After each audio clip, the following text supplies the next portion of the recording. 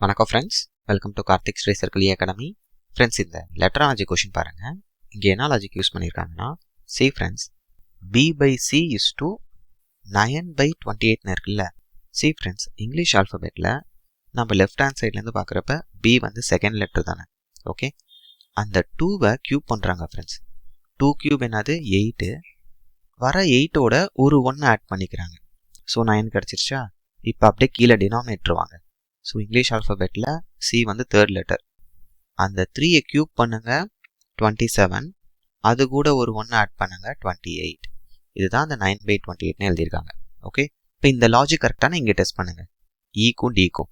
இ வந்து 5th லெட்டரா, so 5 cube 125, 125 + 1 126 correct ஆயிடுச்சு.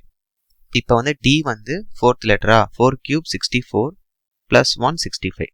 Okay, நம்ம லாஜிக் கரெக்டு. இப்போ இந்த லாஜிக் இங்கே அப்ளை பண்ணிங்கன்னா ஆன்சர் வந்துடும். ஸோ எஃப் வந்து 6th லெட்டர் கரெக்டா.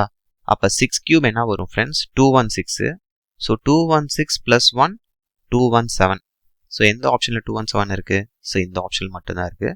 அதனால ஜிக்கும் டெஸ்ட் பண்ணிடுங்க. ஸோ ஜி வந்து 7th லெட்டர், 7 க்யூப் 343, அது கூட ஒரு 1 ஆட் பண்ணோம்னா 344. இப்போ இந்த கொஷினோட ஆன்சர் ஆப்ஷன் பி. ஓகேவா ஃப்ரெண்ட்ஸ், லாஜிக் கிளியரா? Thank you friends.